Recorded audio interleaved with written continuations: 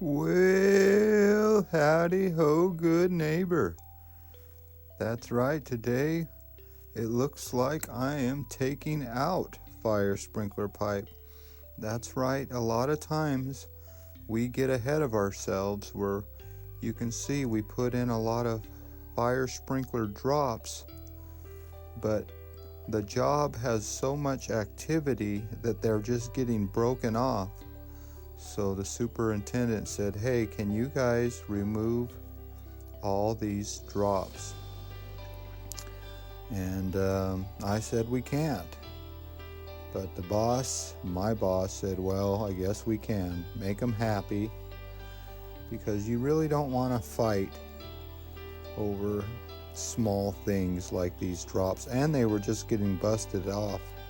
So there's nothing worse than doing something twice, but anyway, somebody will pay for it in the long run. But we don't get paid to do stuff twice, and I always say that, but I always end up losing that battle. So what I'm doing here is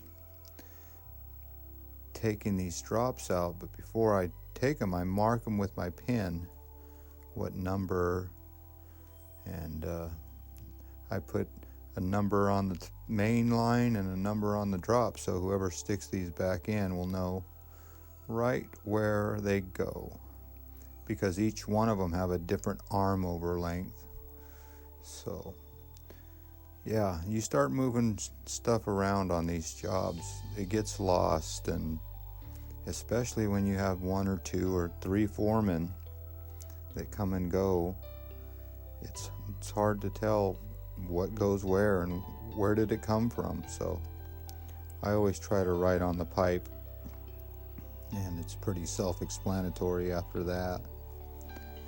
So yeah, you can see right next to these walls is where they get busted off, because the duct guys got to get there, and the sheetrockers. A lot of stuff's got to get through those walls. So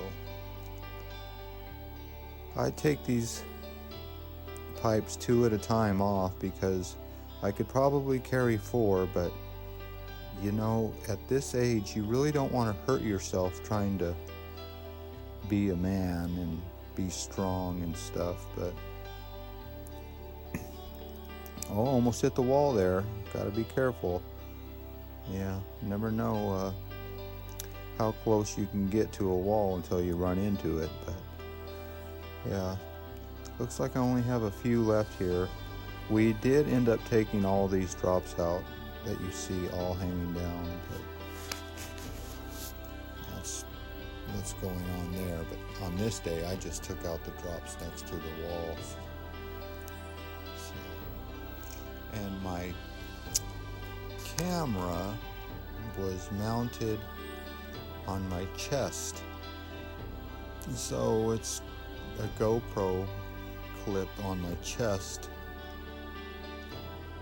So I don't know if this is the best angle, but it is what it is. You know, I always watch other people's fire sprinkler videos after I get home and do fire sprinkler videos all day. Looks like I'm on number 11. So if I remember correct, there was only 12 drops that I took out here. It's not tooken out, it's took out. I've learned that through the comment section. Well, here we go. You can see there's that expansion joint that you need when you have 2 buildings that you have fire sprinkler pipe running through them. So these are the last of the 4.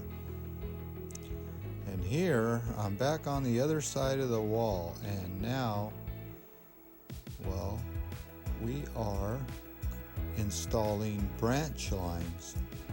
So this is basically, after you run your main, you run branch lines, and in some locations these are just a straight run, which is kind of nice. There's no 90s and the pipe doesn't offset. So this, I've already laid all the pipe out in the right order, and that makes things a lot faster. When you lay it out, you almost don't have to think as much. You see, I dropped that piece of pipe there, and thankfully the threads were okay. I don't even think you would have noticed that if I didn't mention it, but yeah, I did drop that little piece of pipe. So with this is a lot of pulling the wrenches. You'd say, how do these fire sprinkler guys get those big old Popeye forearms? You know, your triceps and your biceps. How do their arms get so big? I mean, their bellies are big, but how do their arms get big like that? Well, it's all about pulling these wrenches all day. So, if you ever want to get big arms, see how we're twisting that pipe? Yeah, when you twist that pipe, you're really using that forearm. So, there's just no way of getting around working out when you do fire sprinkler work. It is so physical. So, that's what cracks me up when the doctor says you can go back to work, but you have to perform light duty.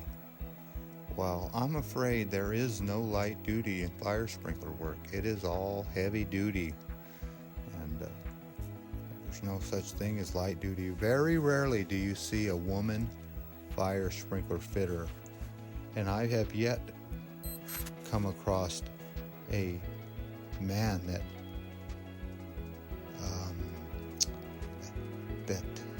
let's say wants to be a woman. I don't know the correct term to that.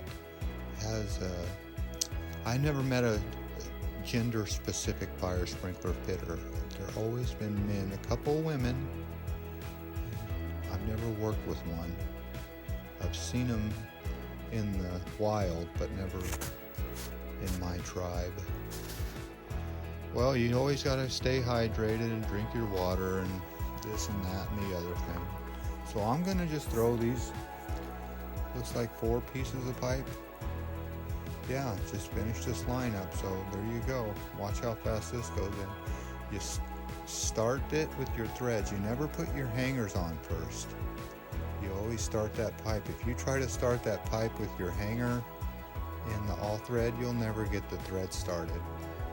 So for all you I guess you call them newbies or newcomers, you always want to start that pipe without your all threaded hooked up. All right, that's your little, what do you call that? Your tip of the day. Pro tip. How about that? Pro tip. Well, that's me zooming around and setting you up for the next little goodbye shot, and that's what I'll do right now. Well, as always, I'd like to thank you again for coming along with me on these pipe fitting adventures. You know the drill.